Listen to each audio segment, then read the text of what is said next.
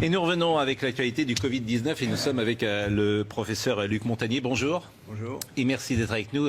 Faut-il le rappeler, vous êtes prix Nobel de médecine et c'est vous qui êtes à l'origine de la découverte du VIH. C'est une longue histoire, mais intéressante aussi pour l'actualité, parce qu'on a une expérience de choses qui se sont passées, qui ont été très difficiles à contrôler là-bas à ce moment-là. Et ce qui a permis de trouver la vérité, c'est comme aujourd'hui. Alors ce qui m'intéresse ce matin, c'est que vous travaillez en ce moment sur le virus. Je travaille, mais pas forcément au labo, puisque on travaille sur ordinateur avec un collègue, et puis c'est tout. On n'a pas d'expérience, on peut dire, mais l'expérience vient de la maladie elle-même, de toutes les mesures qui sont faites actuellement dans les laboratoires sur les patients. Et vous êtes arrivé à certaines conclusions. Alors, nous sommes arrivés à la conclusion qu'effectivement, il y avait eu une manipulation au sujet de ce virus. C'est-à-dire? Eh bien, qu'une partie, je ne dis pas le total, n'est-ce pas, mais il y a un modèle qui est évidemment le virus classique, et là c'était un modèle surtout venant de la chauve-souris, mais à ce modèle on a par-dessus ajouté des séquences notamment du VIH, le virus du sida. Mais quand vous dites on a ajouté, qui a ajouté? Ah, moi je ne sais pas. Mais c'est pas naturel, c'est ce que vous voulez dire? Non, ce n'est pas naturel, c'était un travail de professionnel, un travail de biologiste moléculaire. C'est un travail très minutieux, on peut dire d'horloger, on peut dire au niveau des séquences. Mais dans quel but? Dans quel but, ça n'est pas clair. Moi j'expose, si vous voulez, mon travail c'est d'exposer les faits, c'est tout. Je n'accuse personne, je ne sais pas qui a fait ça et pourquoi. La possibilité, c'est peut-être que ils ont voulu faire, on ne sait pas, on a voulu faire un vaccin contre le sida. Donc on a pris des petites séquences du virus et on les a installées dans la séquence plus grande du coronavirus. Alors je suis pas sûr de comprendre tout ce que vous dites. C'est-à-dire que dans ce virus, il y a une part de VIH? Voilà, c'est ça. Le matériel génétique du virus est un long ruban d'ARN, n'est-ce pas? Comme de l'ADN, mais c'est de l'ARN. Et dans ce long ruban, à une certaine place, on a fixé des séquences petites de VIH. Et ces séquences petites ne sont pas petites pour ne rien vouloir dire. Elles ont la possibilité de modifier, par exemple, ce qu'on appelle des sites antigéniques. C'est-à-dire, si on veut faire un vaccin, on peut très bien modifier la protéine qui est exposée pour le vaccin par une petite séquence venant d'un autre virus. Mais vous êtes certain de ça? Parce qu'on a dit que le bruit a couru, que c'était d'une origine humaine, finalement.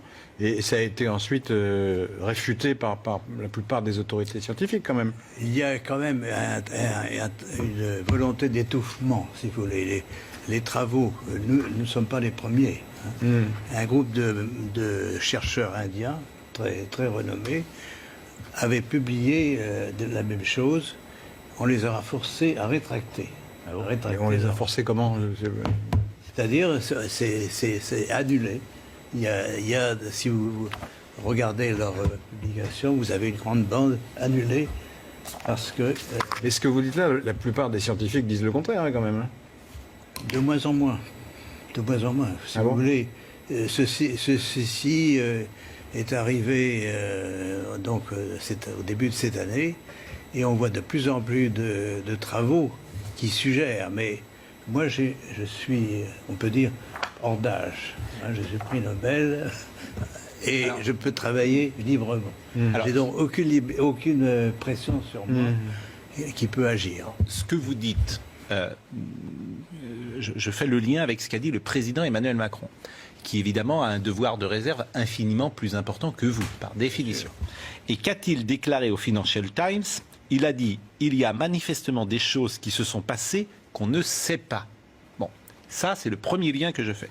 Le deuxième lien que je fais, c'est avec Mike Pompeo, le chef de la diplomatie américaine, qui a dit « Nous menons une enquête exhaustive sur tout ce que nous pouvons apprendre sur la façon dont ce virus s'est propagé, a contaminé le monde et a provoqué une telle tragédie. » Et les États-Unis ne semblent pas exclure que le coronavirus provienne d'un laboratoire chinois à Wuhan et évoque une enquête pour faire la lumière sur son origine. Tout ça date des dernières heures. C'est le chef de la diplomatie américaine, Mike Pompeo, qui était interrogé mercredi soir sur Fox News, sur un article du Washington Post qui affirmait que l'ambassade des États-Unis à Pékin avait alerté le département d'État américain il y a 2 ans sur les mesures de sécurité insuffisantes dans un laboratoire de Wuhan qui étudiait les coronavirus chez les chauves-souris.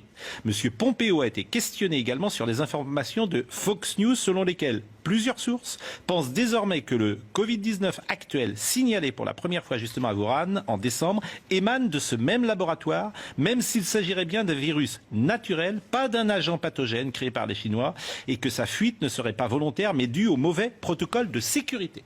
Voilà ce qui s'est dit. Mais bien sûr que il faut se méfier. Mais oui, mais j'entends bien.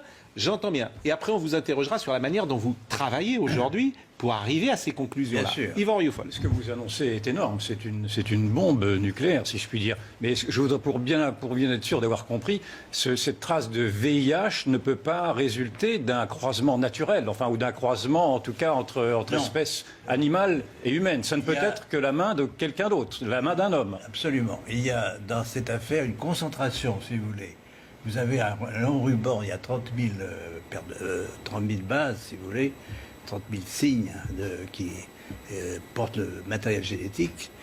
Et tout est concentré dans les 30 000, dans 1000 bases, même moins de 1000 bases. Donc, qui a attaché des petits morceaux, il y a une partie de ce génome donc, qui est faite en fait du VIH. Mais est-ce que par exemple, il y a une majorité de séquences du VIH. Est-ce qu'on le voit? Oui. Ça se voit comment? Par la séquence. On a un matériel très simple. C'est un système informatique qui permet de repérer une séquence que vous cherchez. Non mais si je dis par exemple, pour que les choses soient claires, si je dis du VIH dans le Covid, est-ce que c'est exact ce que je dis là? C'est exact, mais ça ne veut pas dire qu'il y a assez de VIH pour faire une grande protéine de VIH.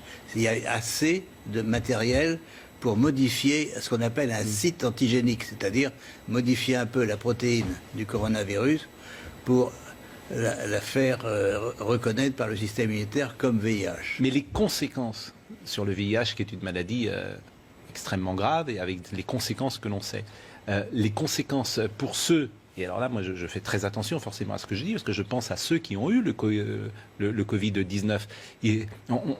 Vous pouvez évaluer aujourd'hui les conséquences. Il serait intéressant de regarder, de voir s'il y a des anticorps produits chez ces patients contre le VIH, contre une protéine du VIH. Ça serait intéressant à faire. Et est-ce que à votre connaissance, est-ce que vous savez si le professeur Raoult, qui est donc un des spécialistes mondiaux de cette affaire-là, a eu également ce traçage en vue, a diagnostiqué, si je puis dire, cette trace de VIH, et est-ce qu'il y a des médicaments qui peuvent y remédier? Non, mais il y a eu des médicaments antiviraux, antirétroviraux contre le VIH qui ont eu un certain effet, mais enfin pas aussi bien que l'hydroxychloroquine. Donc ça a été abandonné maintenant. Et permettez une autre question. Tous les soupçons se tournent en effet vers la Chine. Et le président de la République a repris cette thèse, disant en tout cas que la Chine avait menti sur la gravité de l'épidémie, en tout cas au début, dès le mois de janvier. Mais est-ce que vous ciblez également la Chine et un laboratoire chinois dans le fait que cette sorte de terrorisme se serait produit? Parce que en fait là, on est dans un autre monde. On est dans le monde du terrorisme bactériologique.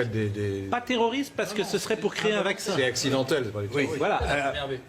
Là, non, attendez, est-ce que ce serait accidentel? Non, j'ai compris que c'était volontaire et non pas accidentel. Oui, mais vous avez dit un vaccin. Non, mais vous avez dit vous-même que c'était une volonté que d'avoir à associer deux. Oui, mais pas à des fins pas pour tuer les gens, si on peut dire. D'accord. Ça serait j'ai bien compris, c'était pour créer un vaccin. Probablement, c'est pour faire contre le VIH. Pour faire, si vous voulez, seuls les gens qui ont fait ça pourront dire un jour la vérité, totalement. Mais alors, moi, alors pardonnez-moi, Mais ce que je vous comprends dites pas. là, pardonnez-moi, mais ça a été attesté par d'autres médecins, chercheurs, scientifiques, laboratoires, etc. Il y a plusieurs groupes qui ont fait la même chose, mais l'ont fait en, disons, un peu en catimini, enfin sans trop faire de bruit. Mais il y a plusieurs groupes, oui, ben, ça circule, si vous Mais voulez. pardonnez-moi, parce que je pose toujours des questions. On fabrique ça en laboratoire. On veut fabriquer un vaccin contre le VIH. Bon, comment après ce vaccin il sort? Quoi, ce virus il sort? Comment il sort du laboratoire? Il est produit par le laboratoire. À ce moment-là, c'est ce qu'on appelle un recombinant.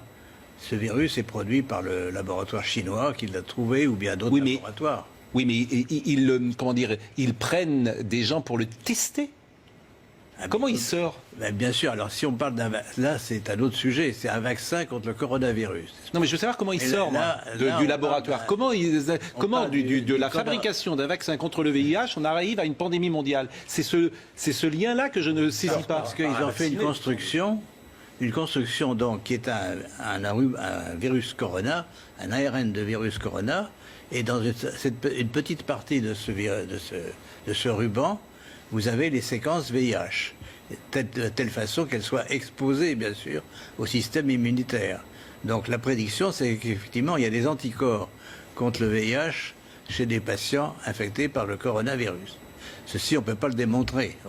Oui, mais vous ne me dites pas comment il sort. C'est parce qu'on prend des patients et on va tenter de tester ce vaccin qu'on est en train d'élaborer et qu'après, il se diffuse comme ça. C'est ça que je ne saisis pas. Là, ça va prendre beaucoup de... On parle d'un vaccin en général à partir d'un coronavirus. Ça va prendre beaucoup de temps, effectivement. Il faut montrer d'abord des expériences chez les animaux, chez les souris. Oui, mais j'ai l'impression que et ensuite, j'ai l'impression que je me fais pas le comprendre, en fait. Fabrication du vaccin dans le laboratoire. Fabrication. Nous sommes d'accord. Vous nous dites, effectivement, on cherche... le vaccin... vaccin contre le... Non, vaccin VIH, c'est comme ça. Le vaccin doit être atténué. C'est-à-dire, on peut soit traiter les mais j'entends bien, mais comment ça sort du laboratoire? Pourquoi les gens sont-ils infectés après? Parce qu'on le teste. Et je répète, enfin, c'est ce qui se dit un peu partout, c'est qu'il y a eu une fuite. La construction virale s'est échappée du laboratoire de Wuhan. Mais une fuite, ça veut dire quoi? Comment elle peut s'échapper? C'est ça, une fuite. C'est quoi une fuite? Elle peut s'échapper volontairement ou involontairement? Involontairement. Non, involontairement, mais comment? Ben, par quelqu'un qui a sans doute Quelqu'un été qui manipule vacciné, ce virus sans prendre trop de précautions. Je pose des questions puisque je suis tout à fait béotien dans ce domaine. Donc bon. C'est une supposition. D'accord. Et la manière dont vous travaillez aujourd'hui, vous semblez avoir des certitudes. Donc où vous travaillez aujourd'hui? Oui, on travaille sur les séquences. C'est pas ce qui est fondamental, c'est les séquences. Et je peux revenir un petit peu en arrière puisque l'histoire du sida se répète à ce moment. Enfin, de l'origine du virus du sida se répète un peu aujourd'hui. Alors à l'époque, il y avait plusieurs laboratoires qui travaillaient sur le virus, dont le mien à l'Institut Pasteur. Il y avait un laboratoire américain dirigé par le professeur Gallo, n'est-ce pas? Et il s'est démontré par les séquences que le virus que j'avais envoyé au docteur Gallo a été rebaptisé par un autre nom, mais c'était le même virus. Pourquoi le même virus? Parce que les séquences étaient identiques. Et il faut bien voir que les virus, c'est des agents qui varient tout le temps, n'est-ce pas? Et surtout les virus avec de l'ARN, il y a toujours des mutations. Je vais y revenir parce que c'est très important pour l'explication de l'épidémie aujourd'hui. Mais donc, à l'époque, on a eu la démonstration, l'Institut Pasteur a démontré que la séquence qui était celle du virus isolé à l'Institut Pasteur et celle du virus américain était la même, absolument la même, caractère par caractère. Donc là, on a déjà, si vous voulez, la biologie moléculaire, par les séquences, peut dire si un virus est identique à un autre ou non. D'accord? Et donc, si vous avez une séquence étrangère dans le coronavirus, aujourd'hui, eh bien, vous la détectez facilement par ce qu'on appelle la bioinformatique, n'est-ce pas? Et pourquoi on ne le fait pas, ça? Et pourquoi ça n'a pas été fait? Pourquoi ça n'a pas été fait? C'est ça que je sais pas. Parce que c'est de la biologie moléculaire. Alors, nous sommes un petit groupe qui travaille là-dessus depuis longtemps. Mais on n'est pas les seuls. Je répète, les Indiens ont trouvé la même chose et l'ont publié, et ben on leur demandait de rétracter ensuite. Mais quand vous dites c'est c'est qui mystérieux, ont c'est qui ont Qui demande à rétracter Alors, qui a demandé en aux général, Indiens de se c'est rétracter? l'éditeur de la revue. C'est l'éditeur de la revue. D'accord. Mais Oui, l'éditeur peut-être de qu'il la considérait revue... que c'était Non mais pas- c'est pourquoi, quelqu'un, ou- en fait, ce que vous nous dites paraît simple, c'est-à-dire que comme il y a plusieurs séquences, hein, si j'ai bien compris, il y a plusieurs séquences dans ce virus, par définition, ces séquences ont artificiellement été mises en place dans ce virus, on est toujours d'accord, et que ça se voit pour n'importe quel virologue va le voir immédiatement. Alors, Bon, si ça vous paraît voulez- simple, donc pourquoi personne ne dit, attention, ce virus, il n'est pas naturel, il y a quelque chose qui a été fabriqué, il y a quelque chose d'artificiel là-dedans, et pourquoi personne ne le dit? Alors, il y a une réponse a été mauvaise dit un là-dessus, c'est que ces séquences sont courtes. Et certains disent, elles sont trop courtes, c'est le hasard, etc., etc. Ah, donc il y a une polémique sur la question. Il y a alors. une polémique sur la question. D'accord. Mais on répond tout de suite, parce que ces longueurs sont quand même des longueurs qui portent une information génétique. Contrairement à ce qui est dit, que c'est le hasard, c'est pas vrai. Et qu'est-ce qu'on appelle précisément une séquence pour un virus? Alors, une séquence, c'est la séquence des nucléotides, n'est-ce pas? Il y a 4 nucléotides différents. Ça, je suis pas beaucoup avancé. Un peu perdu là. Je suis pas beaucoup. Vous savez qu'on est- Je suis pas on est beaucoup tous côté- avancé. On est tous côté. Oui, non, mais si je comprends Oui. bien, il y a une discussion sur l'analyse de cette séquence, parce qu'il y a des gens Mais qui là, disent j'ai répondu à c'est ça. le hasard. C'est ça J'ai répondu, c'est pas le hasard. Le hasard. Vous dites c'est pas le hasard, mais bon. Non, mais vous dites le contraire, mais il y a ce d'autres que qui vous disent êtes que c'est en le fait, ce que vous êtes en train de dire sur d'autres plateaux, effectivement, je reprends l'expression d'Yvan, c'est une bombe. Pourquoi? Parce que vous n'êtes pas n'importe qui. Vous êtes prix Nobel de médecine et vous êtes celui qui a découvert le VIH. Donc votre voix, elle porte. Forcément, et il va avoir des conséquences de ce que nous sommes en train de dire là. Le professeur Delfrécy, par exemple, mes responsabilités, j'ai pensé qu'il fallait effectivement que j'en parle une fois qu'on a été sûr. Si vous voulez, on a. et vous êtes sûr Et depuis professeur- combien de temps? Pourquoi n'en parlez-vous pas au professeur Delfrécy? Pourquoi n'en parlez-vous pas au professeur Raoult? Pourquoi ne vous Ah, mais renseignez je suis prêt à en parler. Mais pourquoi ne l'avez-vous pas fait dès à présent? C'est ça que je n'arrive pas non plus à comprendre. Si, c'est-à-dire qu'il y a un processus qui prend du temps. On a envoyé bien sûr des publications. Il y a déjà une publication hein, D'accord. dans une revue indienne, parce que je le répète, il y a une pression Cette énorme. publication indienne, elle date de quand? Elle date de quelques semaines. Quelques semaines. Oui. Et vous dites qu'il y a une pression énorme. Il y a une pression énorme pour que tout ce qui est elle vient sur d'où, l'origine cette du pression virus, c'est le blackout, n'est-ce pas? Pourquoi c'est la Chine, c'est la Chine posez la qui question. impose ce blackout? C'est la Chine, c'est le gouvernement chinois actuellement qui veut maintenant poser sa signature, si vous voulez, sur tout ce qui est produit en Chine sur l'origine du virus. Mais il ne peut pas contrôler le monde entier, bien sûr. Donc nous sommes en dehors de la Chine. D'ailleurs, on pense que la Chine est aussi une victime dans cette affaire, par la fuite, par l'échappement du monstre qu'ils ont créé. Donc, si vous voulez, mais la mon Chine- rôle n'est pas Mais d'évaluer la les Chine a responsabilités. identifié ce qu'elle a créé. La Chine sait en fait ce qu'elle a créé. La Chine, sa version officielle, le virus vient du marché aux poissons de Wuhan. Ce qui ne serait pas vrai, donc. Voilà. Donc ce qui ne serait pas vrai. Ben non, Ouais. c'est pas. Et si vous tout à fait montrez le pensé. séquençage que vous avez fait là, n'importe quel spécialiste, il va dire oui, effectivement. Ah oui, c'est. Ça, vous êtes sûr de ça? Ah oui, c'est pour ça. Mais il Non. peut y avoir une pression de l'OMS, par exemple? Il peut y avoir une pression de tous les organismes mondiaux ou nationaux qui ont un intérêt à cacher la vérité. Quel dans intérêt cette ils auraient à affaire. cacher les choses? Parce que les Chinois, on peut le comprendre, mais les autres? Je ne sais pas. Et vous connaissez beaucoup de grands chercheurs. Vous leur en avez parlé. Vous leur avez envoyé vos études. J'ai envoyé, bien sûr, ces résultats à un certain nombre de collègues. Et ils répondent quoi? Ben, si vous voulez, c'est des faits, on ne peut pas les nier. Et sur Bon, la démarche je vous propose de marquer une pause. Et, Sur la démarche Ouais. scientifique elle-même, est-ce que vous trouvez rationnel d'avoir voulu associer à un moment donné, pour un chercheur, le Covid et le VIH, non, je trouve ça Le assez VIH. bizarre. Bizarre, C'est d'accord. assez bizarre. Parce que le VIH, c'est très dangereux. Ça n'a aussi. donc rien à voir, a priori, ça ne pouvait pas ça ne pouvait pas donner Mais quelque chose. les faits sont là. Les faits sont là, d'accord. on va poursuivre et vous nous direz, parce que vous nous direz également si ce virus mute et évolue et s'il s'affaiblit Et je pense que c'est également ce que vous avez remarqué, puisque le virus aujourd'hui, il se déplace d'ouest en est. D'est en ouest, pardon, d'est en ouest, et il est aux États-Unis. Et vous avez remarqué qu'aux États-Unis, il est beaucoup plus faible et il a perdu d'une certaine manière sa virulence. Chez certains patients. Bon, à tout de suite. C'est dingue. Luc Montagny est avec nous ce matin. Vous avez déclenché évidemment quelque chose sur les réseaux sociaux d'absolument incroyable. Vous nous dites ce matin deux choses, que le Covid-19 a été artificiellement fabriqué dans un laboratoire de Wuhan à partir du virus d'origine. Et Il n'a pas dit ça. Hein. Il a supposé que c'était à Wuhan. Bah, il n'y était pas à Wuhan. Oui. non, mais Il a regardé le. voilà, c'est ce que, séquençage, en tout lui. cas, a été En tout cas, dans un laboratoire. à Wuhan qui est capable de le faire. Voilà. C'est tout ce que je peux dire. Donc c'est ce que vous nous dites.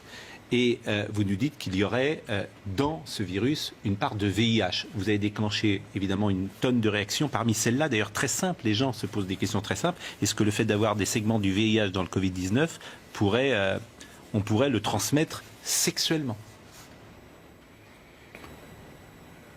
Je ne crois pas. Je pense que ce virus qui est quand même essentiellement un coronavirus, n'est-ce pas?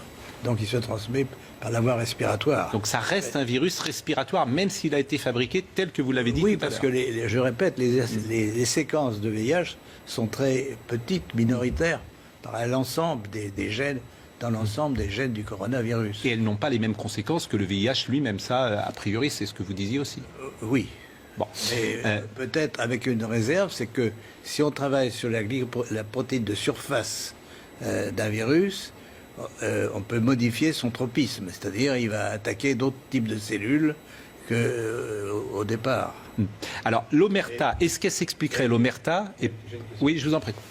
Il faudrait peut-être, avant d'élaborer sur cette information, connaître la réaction des milieux scientifiques les plus officiels. Quoi. Ils vont dire, ça va venir, j'imagine. C'est la première question que je me poserais, moi. Mais par définition, à l'heure à laquelle nous parlons, ces milieux sont en train peut-être de découvrir ce que vous dites. Nous avons les... Parce que s'ils l'ont caché, c'est intéressant. Nous avons les faits, et je répète, il y a une publication indienne au départ, mais qui a été supprimée par la pression de l'éditeur. Alors, je vais vous poser une question. D'abord, pardonnez-moi de vous poser des questions parfois qui peuvent être jugées un peu brutales, bien évidemment. Mais vous savez, tout ça, on s'était posé aussi d'abord. Bon, et il y a aussi une part de question de béotien, mais quand vous dites qu'il y a une sorte d'omerta, est-ce que l'omerta des pays, finalement, c'est parce que tout le monde fait la même chose? C'est-à-dire que tout le monde ferait dans son coin, parfois, sans le dire, des fabrications de vaccins de cette manière-là, où on prendrait un virus et puis on injecterait une autre séquence de virus, et que finalement, tous les laboratoires du monde font la même chose, et c'est pour ça que les gens ne disent rien aujourd'hui. Est-ce que c'est possible, ça? Je ne sais pas si tous les laboratoires font ça, mais enfin, tout est possible. Hein. En biologie moléculaire, actuellement, on peut faire toute construction nouvelle de virus que l'on veut. Non, mais a priori, ce genre de pratique est parfaitement interdite. On peut pas. À l'Institut Pasteur, par exemple, on ne peut pas faire ce qu'on veut. Absolument, absolument. Il y a des règles très précises. Mais est-ce que tout le monde suit ces règles dans le monde entier? C'est peu probable. Si vous me permettez, je vous en prie, je vous en prie. Une observation, simplement, c'est que, à l'évidence, et en France et ailleurs, nous n'avons pas voulu rechercher les causes de ce qui nous arrive. C'est-à-dire que quand Donald Trump, par exemple, a dit que ce virus était chinois, il a été accablé en disant qu'il ne pouvait pas dire que ce virus était chinois parce qu'on n'en savait rien.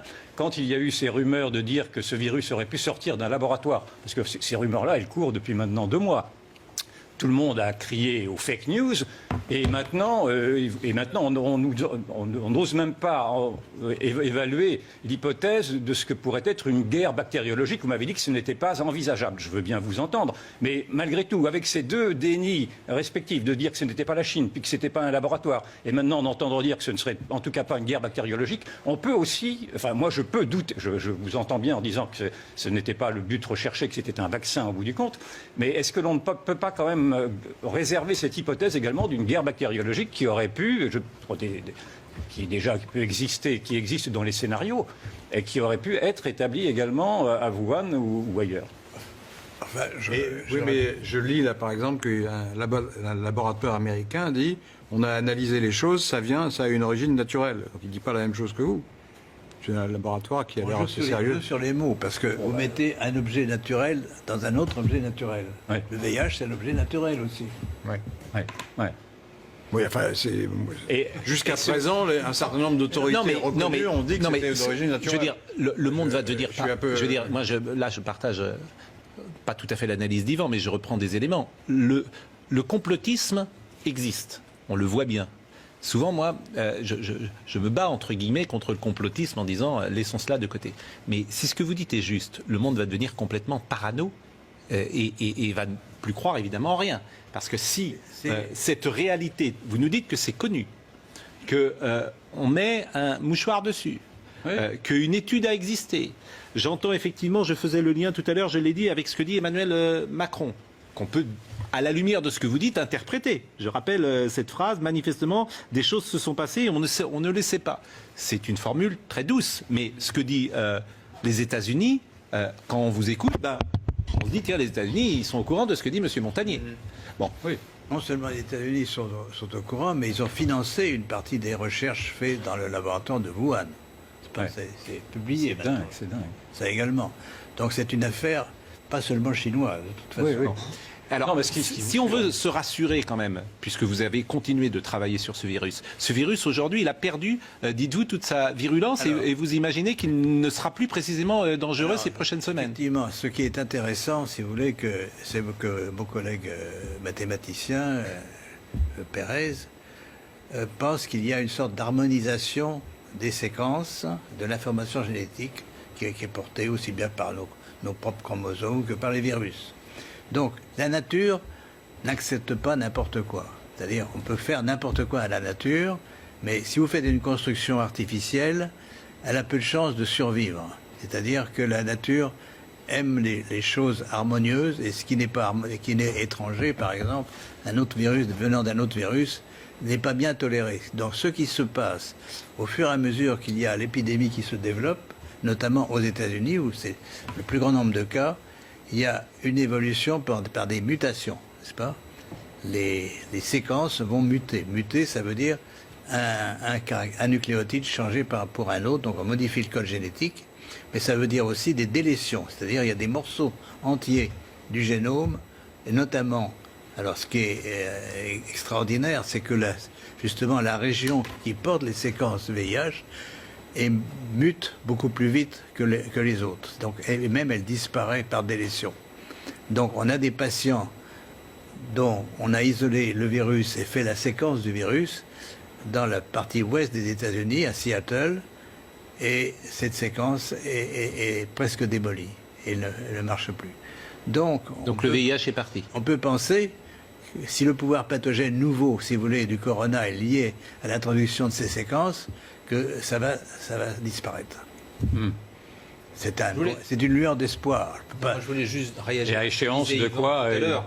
pardon. Il n'y a pas eu de déni. La preuve, ce qu'il y a, c'est que pour l'instant, les rumeurs qui avaient et qui étaient malheureusement, qui rencontraient la crédibilité, enfin, du moins, beaucoup de gens y croyaient, de quelque chose qui aurait été fabriqué, jusque-là, il n'y avait pas de preuve. Là, ce qu'apporte ce que dit Luc Montagnier, c'est intéressant. Moi, je suis incapable de dire si c'est effectivement la bonne hypothèse. Mais en tout cas, il y a une hypothèse.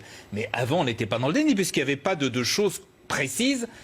Si, on était dans le déni de dire que ça venait de la Chine. On était dans le déni de dire que c'était un mais virus parce chinois. que Rappelez-vous des polémiques. chacun sait que l'épidémie Et est née en était même, Chine. De là, le traité, après, certains à parler étaient- de virus chinois, mettaient c'est du autre racisme chose. là-dedans. Bah oui, le virus chinois, on parle c'est pas un comme ça. virus, bah oui, bah. Mais que ça vienne de la Chine, personne n'a jamais contesté que ça venait de la Chine. Non, il y a eu la un maladie manque- est née en il y a Chine. eu un manque de curiosité. et il y Qu'est-ce a eu quand même- mais ça, Monsieur Montagnier, peut-être, ouais, mais Monsieur il y a eu Montagnier, quand c'est même pas des du déni. réflexes. Oui, oui. Monsieur Montagnier, la parole de elle nous intéresse. Qu'est-ce qu'il faut faire aujourd'hui? Qu'est-ce qu'il faut faire? Eh bien, justement, faire l'analyse des séquences. Et vous les avez faites, vous dites. Mais oui, mais ça change tout le temps, puisque tous les jours, il y a des nouveaux patients infectés. Donc, on doit suivre, si vous voulez, l'évolution génétique du virus par des prélèvements, donc des isolements de virus de patients, et faire le séquençage de ces virus. Et si ma prédiction est exacte, on va trouver de plus en plus de virus mutants, inactivés, et bien sûr, ça doit être lié, si mon hypothèse est exacte, à la perte des pouvoirs pathogènes de ce virus. Donc, les conséquences graves de l'infection vont disparaître. Donc vous parlez là d'hypothèse d'ailleurs, comme tous les scientifiques. Tout ce que vous nous dites ce matin, c'est forcément une hypothèse. Mais c'est quand même basé sur une mesure d'évolution. On a des mesures du mois de mars, du mois de janvier. Donc c'est des évolutions rapides. L'analyse que vous avez faite sur le virus lui-même, c'est un travail très long à faire, très difficile? Non, l'analyse informatique est pas difficile. Alors pourquoi d'autres ne l'ont pas faite alors? Mais ça va venir, je pense. C'est pas parce que personne n'a mentionné pour l'instant. C'est une découverte de nous-mêmes d'ailleurs. C'est vous qui l'avez découvert. C'est nous qui l'avons découvert. Ouais. Et en principe, si nous avons raison, ça va augmenter. Le nombre de virus mutants va augmenter. Plus le temps passe. Si j'ai bien compris votre raisonnement, vous nous avez dit d'ailleurs dans une très jolie phrase que la nature aimait l'harmonie. Oui. Et donc dans votre raisonnement, ce virus-là va se défaire assez rapidement, si je comprends. Exactement. Il va perdre ses séquences. Mais rapidement, ça veut dire quoi rapidement? Pour vous, rapidement, c'est quoi? C'est en mois? C'est en année? Au fur des mesures des transmissions. Hein. C'est pour ça que l'épidémie nous apprend. Évidemment, il est regrettable qu'il y ait cette épidémie. Donc il faut par tous les moyens, vous posez la question, par tous les moyens connus, il faut empêcher qu'elle se progresse. Mais aux États-Unis, là, c'était une véritable explosion. Il y a maintenant 500 000 personnes qui sont infectées aux États-Unis. Est-ce que la contagiosité de ce virus est précisément liée à sa fabrication artificielle, selon vous? C'est possible, oui. C'est possible. Parce que la transmission est liée, si vous voulez, à l'association entre une protéine du virus et un récepteur sur les cellules. Et donc plus le virus trouve de récepteurs sur ces cellules, plus il va pouvoir se coller et pénétrer, et donc transmettre l'information. Et quels sont les moyens pour lutter, selon vous, contre cette contagiosité? Le confinement est la bonne solution? Si vous voulez, moi j'ai une solution un peu d'avant-garde, parce que je travaille là-dessus pour d'autres raisons. C'est que les ondes peuvent modifier les fréquences, certaines fréquences d'ondes peuvent modifier la présence de ces séquences. Comme elles sont étrangères, peut-être on va pouvoir les distinguer du reste du coronavirus et les détruire d'une façon sélective. Là, c'est de la science-fiction pour l'instant. Et là, je ne peux la vérifier que si j'ai les moyens de le faire. Autrement, je pourrais... Les ondes, c'est-à-dire? Oui, parce que je ne suis pas sûr de comprendre. Qu'est-ce que vous appelez les ondes? Les ondes, ce sont des ondes électromagnétiques, n'est-ce pas? Qui pourraient séparer... Nous sommes environnés d'ondes électromagnétiques. Pourquoi ne pas utiliser une partie de ces ondes pour détruire des séquences sélectivement d'ARN ou d'ADN? Bon, c'est une possibilité, ce n'est pas une certitude, bien sûr. Mais est-ce que ce virus, ce nouveau virus, accélère les défenses immunitaires, pardon, je n'arrive pas à trouver le mot, accélère le fait que nous n'ayons plus les défenses immunitaires susceptibles de nous défendre, ou est-ce que ça n'a pas de rapport? Est-ce que cela éradique les défenses immunitaires ou pas? Alors, effectivement, moi je pense, si vous voulez, qu'on vit dans un environnement très différent de celui de nos ancêtres, et sans se rendre compte, enfin, on adore les ondes, on communique par les ondes tout le temps, n'est-ce pas? Mais il y a des projets encore de plus en plus importants pour que ces ondes soient encore plus autour de nous. Alors, je répète, c'est un sujet à étudier, c'est pas le rôle des ondes. On a dit, par exemple, que la ville de Wuhan était très en avance pour l'installation d'antennes 5G, n'est-ce pas? Oui. 10 000 antennes sont dans cette région. Et donc, elles ont pu contribuer au pouvoir pathogène du virus. Ah d'accord. Mais merci. Malheureusement, alors c'est vraiment, on est déjà en retard. On est déjà en retard. Mais j'ai vu. est-ce qu'on peut avoir 5 minutes de plus? Je le demande d'ailleurs à Marine Lançon et peut-être à notre ami Jean-Marc Morandini. Est-ce qu'on peut exceptionnellement déborder un peu? Parce que c'est vrai que ce que vous nous dites est si important dans cette séquence. Parce que je lis là dans le... C'est une fiche, je crois, que vous avez été contesté violemment par d'autres prix Nobel. Sur des thèses scientifiques. Il y a une pétition qui a été faite contre vous, c'est ce que je lis là. Hein. Ah, mais ça, c'est une autre histoire. C'est une autre histoire. Oui.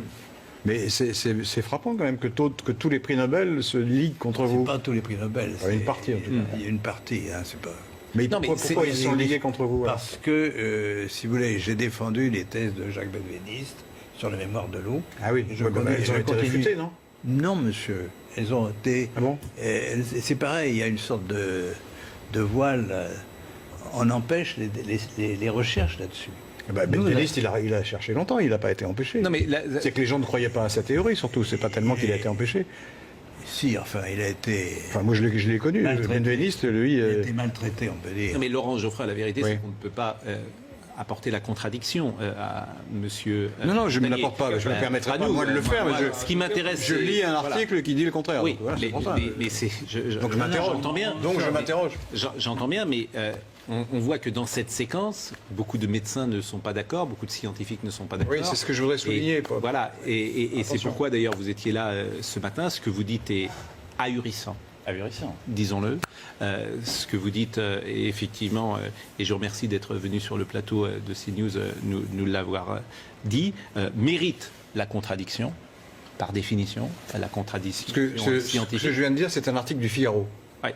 Non, mais Je viens Non, de mais trouver ça dans le. vous avez parlé vous-même d'hypothèse, et c'est ce mot aussi que je veux retenir, comme souvent les scientifiques avancent en parlant d'hypothèse, et malheureusement on ne peut pas continuer cette discussion, mais je ne doute pas que nous pourrons la poursuivre et vous entendre de nouveau. Si vous permettez, le plus important, c'est pas l'origine, si vous voulez, c'est intéressant l'origine du virus, mais c'est surtout qu'est-ce qui va se passer maintenant pour nous tous. Oui. C'est la question que je vous ai posée tout à l'heure. Je Et vous réponds en partie. Il y a une possibilité, une lueur d'espoir que cette épidémie disparaisse parce que le virus va s'autodétruire. Voilà. Mais est-ce qu'il faut s'attendre, et ce sera peut-être ma dernière question, à des pandémies de ce type régulièrement? Alors, il faut éviter absolument que ça se reproduise, c'est évident. Alors, donc, je crois que les règles, si vous voulez, éthiques des chercheurs, il faut que tout le monde les respecte. Et c'est des règles éthiques aussi pour les médecins. On ne tue pas par le traitement. Never. Non primum non nocere, je parle le latin. Et donc, ça, c'est vraiment fondamental. Et là, Merci il y a beaucoup. une C'est faute- terminé, Il y a une faute on- éthique à vouloir associer les deux. C'est fini, Yvan. D'accord. On déborde déjà de D'accord. plus de 5 minutes. Non, mais Je vous remercie. Merci à vous de m'avoir. Mais bien sûr, c'est absolument passionnant. Votre question, vous l'avez posée, c'était quoi votre question que vous Est-ce disiez? qu'il y a une erreur éthique à avoir voulu associer le Covid au VIH? Je crois. C'était important, effectivement, d'entendre votre réponse. Vraiment, merci beaucoup, Monsieur Montagnier. Je vous remercie grandement. Merci à Marine Lançon. Merci à Annalisa Capellini qui était avec nous aujourd'hui. Merci à Stéphane Gallardo qui était à la réalisation, à Rémi, à Guillaume. Pardon pour ceux que nous devions recevoir dans ces dernières parties de l'émission, mais elle a été chamboulée. Merci vraiment à tous. Rendez-vous lundi. Merci, Monsieur Montagnier. Et que Jean-Marc Morandini me pardonne pour ces quelques minutes de débord.